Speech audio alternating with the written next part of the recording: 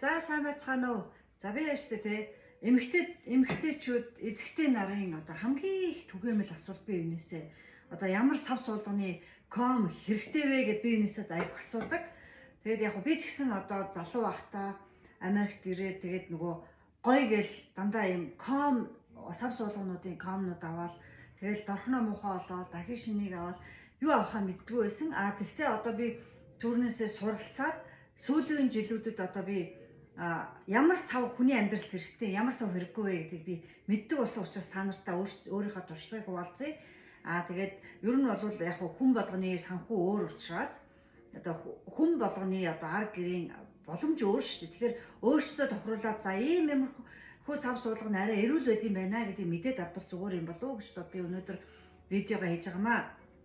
За ер нь бол хүний биед бол хамгийн сайн одоо сав суулга гэх юм бол ерөөсөө энэ хараа энэ стейлес стил эний чинь нөгөө зэвэрдэггүй ган гэдэг юм байна шүү дээ. Тэгээ эн чинь бол ингээд одоо уул нь 3 давхар 4 5 давхар 7 давхар гэж байдаг юм байна. Энэ энэ төр ингээд андашгүй ингээд барихаар энэ чинь айгүй хүнд байдаг байхгүй юу?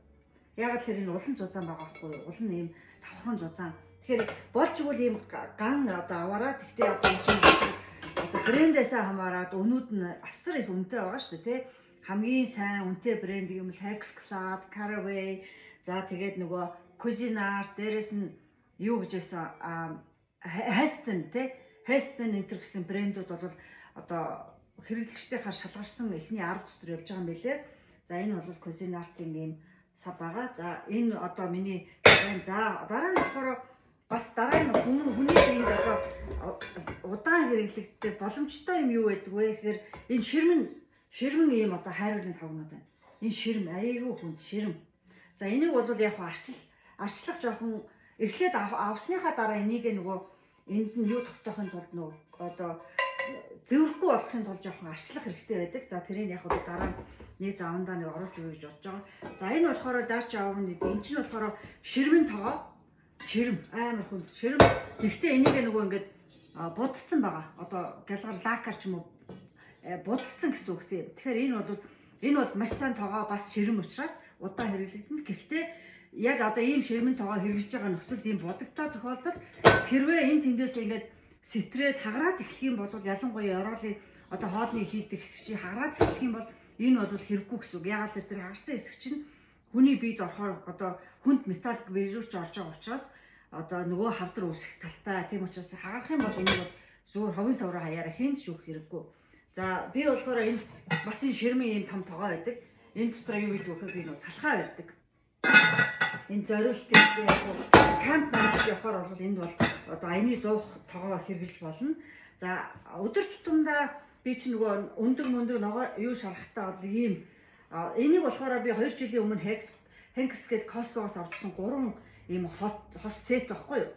За энэ юугаараа одоо бусдаас жоохон ялгаатай юм бэ гэхээр энэ одоо stainless steel зэвэрдэггүй ган мөртлөө доторт нь нэг ийм тортой юм шиг юм зураас байгаа. Энэ тэгэхээр нөгөө холимог гэсэн үг. Нөгөө юу лээ non stick те нэг холимог гэсэн үг. Тэгэхээр энэ бол одоо non stick нөгөө амархан одоо хуурдаг нэг юу байгаа штэ. Одоо манайхан чинь ингэж ярьдаг шүү. Өндөг шарахаар наалддаггүй гэж ярьдаг штэ.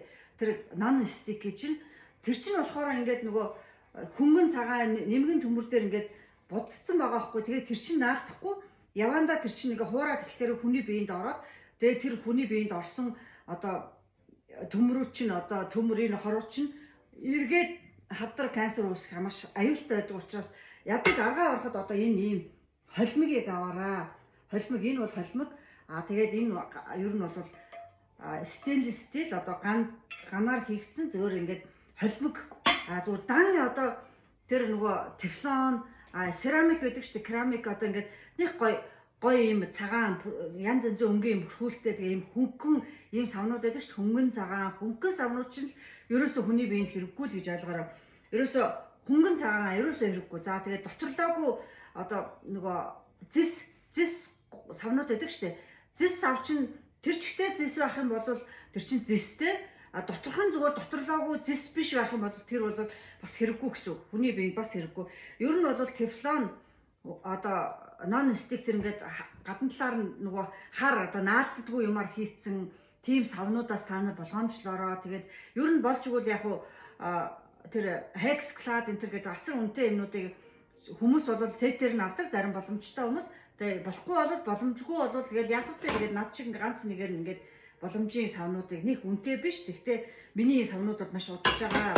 Ерөнхийдөө би нөгөө алдаагаад авахгүй тулд бас жоохон судалгаа хийсний үндсэн дээр энэ савнуудыг хэрэглэсэн. Энэ бол миний энэ савнуудаар хаяш 7-8 жил болсон савнууд байгаа. Тэгээд сүүлийн үед тэр үнэтэй савнууд гарч ирсэн.